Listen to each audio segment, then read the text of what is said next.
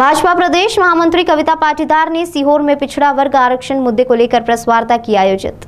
Bharatiya Janata party की प्रदेश महामंत्री कविता पाटीदार ने पिछड़ा वर्ग आरक्षण को लेकर कहा कि जैसे कि आप सभी जानते हैं कि भारतीय जनता पार्टी ओबीसी आरक्षण के साथ ही ओबीसी के अधिकारों की सुरक्षा के लिए हमेशा तैयार रहती है। भारतीय जनता पार्टी की सरकार हमेशा यह प्रयास करती है कि ओबीसी वर्ग के हित में हर कार्य हो।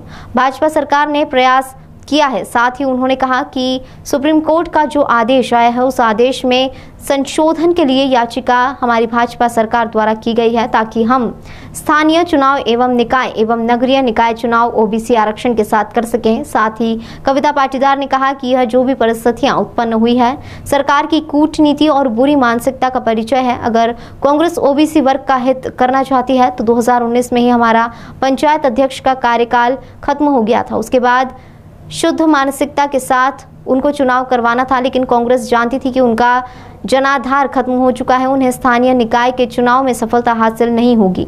उन्होंने कोई नींव का पत्थर हासिल नहीं किया, झूठे वादे करके सरकार बनाई, इसलिए उनकी स्थिति डामाडोल रही, इसलिए चुनाव कराने की स्थिति में नहीं थे, चुनाव नहीं करवाए। कविता पाटीदार बोली कि कांग्रेस ने गलत आंकड़े भी प्रस्तुत किए। हमारी भारतीय जनता पार्टी की सरकार चाहती है कि ओबीसी वर्ग को न्याय मिले, ओबीसी वर्ग के लोग ज्यादा से ज्यादा चुनाव लड़े और यह हमारी मानसिकता है। साथ ही क्या कुछ कहा उन्होंने, सुनिए आप भी। सीहोर के जिलाध्यक्ष भाई रवि जी, हमारे प्रदेश की मीडिया प्रभारी मेरे बड़े भाई आदरणीय लोकेंद्र पाराशर जी, हमारी प्रवक्ता नेहा बग्गा जी, यहाँ के सीहोर के हमारे मीडिया के प्रभारी सुशील जी, हमारे बीजेपी के साथियों, जैसा कि आप सभी विषय जानते हैं कि भारतीय जनता पार्टी ओबीसी आरक्षण के साथ ओबीसी के अधिकारों की सुरक्षा के लिए हमेशा तैयार और तत्पर रहती है। उसके हर कार्य ओबीसी के हित में हो, ऐसा भारतीय जनता पार्टी की सरकार और संगठन दोनों ने प्रयास किया है। और यह हम जानते हैं कि अभी सुप्रीम कोर्ट का जो आदेश आया है उस आदेश में संशोधन हेतु एक याचिका दायर हमारी सरकार के द्वारा की गई है ताकि हम स्थानीय निकाय और पंचायत के चुनाव, नगरीय निकाय हम लोग ओबीसी आरक्षण के साथ कर सके। देखिए, ये सारी जो परिस्थितियां उत्पन्न हुई है ये कांग्रेस की कूटनीति और उनकी बुरी मानसिकता का परिचय है। अगर वो सच में ओबीसी के साथ हित करना चाहती थी, ओबीसी के साथ न्याय करना चाहती, तो मुझे ऐसा लगता है कि क्योंकि मैं भी जिला पंचायत की अध्यक्ष हूँ इंदौर की, हमारा कार्यकाल 19 में ही खत्म हो गया था, उसके बाद शुद्ध मानसिकता के साथ उन्हें चुनाव करवाना चाहिए था। लेकिन कांग्रेस जानती थी कि उनका जनाधार खत्म हो चुका है, उन्हें स्थानीय निकाय के चुनाव में सफलता हासिल नहीं होगी।